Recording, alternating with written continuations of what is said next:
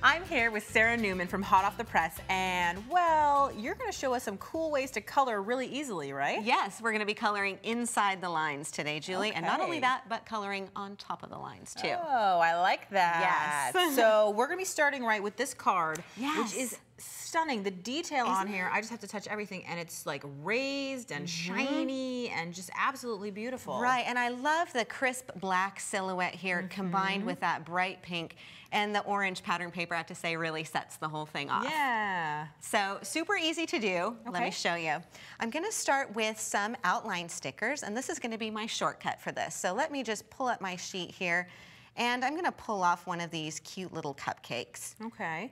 I always find for some of these little stickers, I like to use like a pair of tweezers or something, or You even can a do toothpick that. to sort of get it started. You know? can do that, definitely. And the cool thing about these two, Julie, is sometimes you look at something like this and you think it's very detail oriented. You have to be very careful with it, but it's really not. It's actually very sturdy materials. Just tap it down and it is on the paper. You know what? To me, it kind of looks like what you do with heat embossing with like embossing powder and stuff. Exactly. It's a nice shortcut for that. And I've got a big cupcake trio on here. And you can see all of that beautiful detail work on here. Now, it looks lovely the way it is, and I could leave it exactly like this, but I want to add a little bit of color to my frosting. So I'm going to take a pen and just start coloring. I'm guessing this is the coloring within the lines. Exactly. And you know, because that sticker is raised and it's got some dimension, it means that it's holding in my ink color. Because is there anything special about this pen? Well, it's super, super juicy. And that's the really cool thing about it. It's got a beautiful glazy-like color, so my glazed frosting is going to look just edible.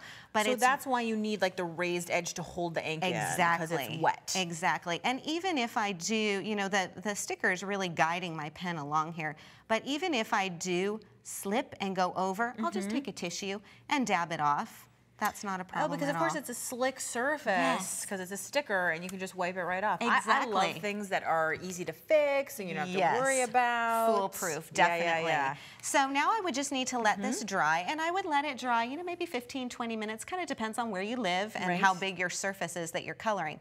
Now, once I let this dry, I can let it be, or I can come back with another color and float a second color on top of the first and get some real color and dimension, which would be very cool. That's really cool. So that's how, when I look at this finished piece, I can see this is very dimensional. The colors are so deep and interesting, and you feel that real mix, and that's from layering. Yes. But what if you don't actually let it dry? Well, that's a good question, because then you can get an effect something similar to this. And that's what's happened on this card. And you can see that beautiful autumn leaf has been colored with not only orange, but also a little bit of green. Now, we've worked on white glossy cardstock for this one, and you do need to work pretty quickly when you're doing it because the ink will dry fairly quickly on that paper. So work in sections, a little bit of orange, a little bit of green, and just keep repeating throughout all of your beautiful leaves, and you can let those colors blend and meld. It's the ink in the pen is actually floating and flowing together. Exactly. That's so cool. Exactly. But you are not done yet. I'm not. Because you brought more things for us. Absolutely. And so we're going to be making a card that's similar to this one, which I can see is shiny because this is on acetate, or like this little Christmas ornament here. So you've got a sheet of acetate here with another sticker. Right, I've already put this down. Well, I'm going to go ahead and color in the lines again for this one. And this will give you the effect of stained glass. Okay. So all you need to do is just get that ink flowing. Sometimes I find if I start on a piece of paper, sometimes these pens need a little bit to get going. A little bit of motivation. And there we go. Oh, excellent tip. Thank you. Everybody needs a bit of motivation to get going, right?